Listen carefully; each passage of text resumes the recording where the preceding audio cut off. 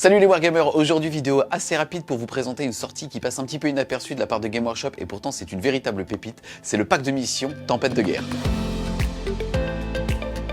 C'est une sortie qui fait vraiment plaisir et qui va apporter beaucoup de frais et de fun à Warhammer 40 000 puisque on était depuis 2 ans maintenant en V9 avec un système de jeu assez scripté avec des objectifs secondaires pour gagner une partie. Or là vous allez voir, c'est du bon vieux Maelstrom, c'est-à-dire qu'à chaque tour on va générer des objectifs et c'est un petit peu ça qui va dicter notre plan de jeu. Vous l'aurez compris, il s'agit ici d'un petit deck de cartes qui est en réalité un générateur de missions qui sera aux alentours de 24 € et qui va clairement remplacer le manuel du général, au moins pour la partie scénario. Pas nécessairement sur les coups en points, mais ça vous pouvez les trouver justement sur des applications ou sur des sites. Mais ce petit deck de cartes va justement vous suffire en plus de vos codex et du livre de règles pour pouvoir faire des parties. On va retrouver à l'intérieur de celui-ci, déjà la bonne nouvelle c'est qu'ils ont placé des petits objectifs justement de 40 mm, il y en a un nombre de 6, ils sont positionnés sur des cartes au format de tarot qui peuvent justement se mettre et se ranger à l'intérieur. Il y en a 6, on va jouer avec des scénarios à 5 objectifs, mais on va voir que dans les phénomènes un petit peu extérieurs, on va pouvoir par exemple placer un objectif supplémentaire. On va aussi retrouver un petit fascicule de règles, ce qui est assez rigolo aussi c'est que justement c'est 2022, c'est-à-dire que là on voit les modifications qui ont déjà été appliquées au Chapter Approve pour les joueurs un petit peu plus compétitifs, à l'intérieur duquel on va avoir tout simplement la cinématique de début de partie et aussi quelques règles pour savoir justement quand est-ce qu'une armée est réglementaire ou non. Et ensuite différents decks de cartes toujours au même format avec la méthode de déploiement,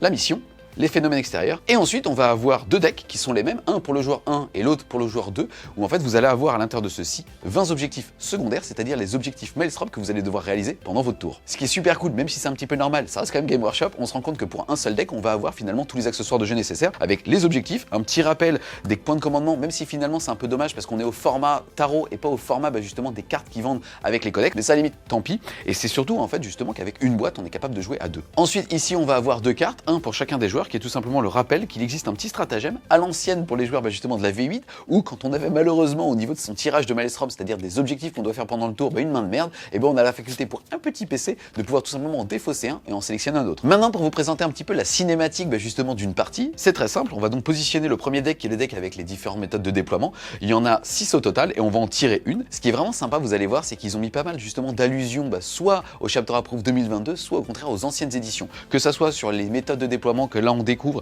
qui finalement sont soit connues ou soit complètement justement nouvelles, donc c'est assez cool, ou alors tout à l'heure vous le verrez sur les noms des objectifs secondaires, et vraiment des petits clins d'œil à la V8. Une fois que le déploiement a été sélectionné, on va choisir la mission, en tout cas la tirer au sort, il y en a 6 au total. En fait tout simplement ça combine à la fois le fait d'avoir des prendre ou tenir ou des dominations. Ici c'est divisé en deux pour vous expliquer que round 1 ça marche pas, mais qu'à côté de ça round 2, 3, 4 ça fonctionne dans un certain type, et au round 5 typiquement le joueur numéro 2 par exemple marquera ses points à la fin du tour et pas à sa phase de commandement. Et ensuite un petit peu ce qu'on a découvert en 2022 avec le Chapter Approve, c'est-à-dire des objectifs primaires bis qui vous donnent justement des petits bonus dépendamment soit du contrôle map soit de l'attrition. Une fois que le scénario a été défini, on va tout simplement tirer une carte de mission, c'est tout simplement une forme d'intempérie ou en tout cas des petites choses qui vont arriver en parallèle. Ici par exemple ça va être réserve tactique, en gros si jamais au début de la partie pendant le déploiement on veut mettre des unités en renfort stratégique, alors tout simplement on paiera 2 fois moins de PC pour pouvoir justement le faire. Donc ça va justement induire un style de jeu assez particulier, ce qui est plutôt positif puisque c'est frais et ça fait que les parties ne se ressembleront pas, ou en tout cas à chaque fois il y aura des petites choses pour pimenter les games. Par exemple au niveau des règles de mission on peut en avoir d'autres, le fait par exemple de tirer une carte qui dit que vous allez devoir tirer justement 2 cartes, donc avoir 2 effets qui vont s'appliquer pendant la game, de devoir faire par exemple des jets de réserve si jamais vous avez des unités qui sont pas sur la table T1,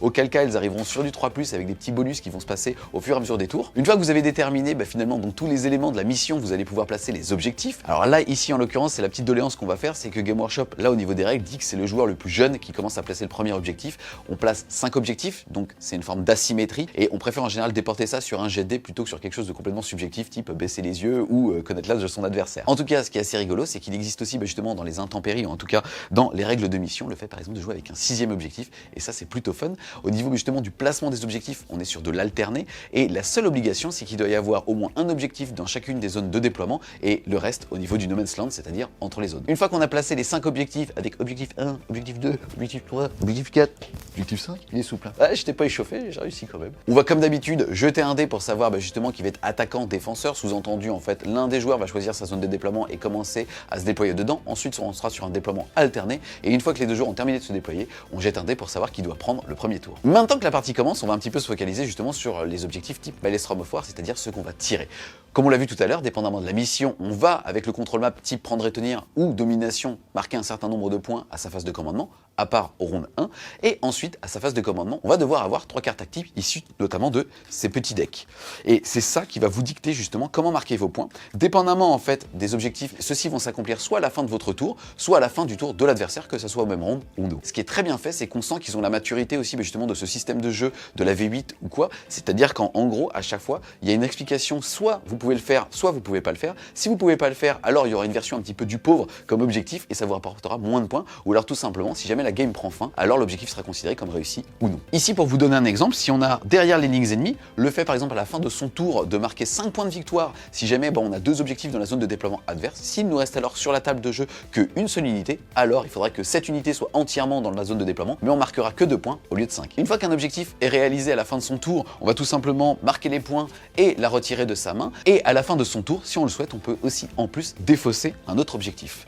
Ce qui va se passer ensuite, c'est qu'on va attendre donc le début de sa prochaine phase de commandement. En général, on regardera si on marque des points de primaire, et ensuite on continuera justement d'alimenter sa main jusqu'à avoir un total de 3 cartes actives. Comme on l'a vu tout à l'heure, si jamais il y a une des cartes qui par exemple ne me plaît pas, à la fin de la phase de commandement, on peut tout simplement utiliser un petit stratagème générique qui dit qu'on va retirer une carte et tout simplement en tirer une autre. Comme je disais en début de vidéo, c'est vraiment une pépite. Je trouve que c'est un petit peu dommage finalement que Game Workshop ne le mette pas plus en avant, puisque c'est le retour du fun, le retour justement des parties où on va jouer en réaction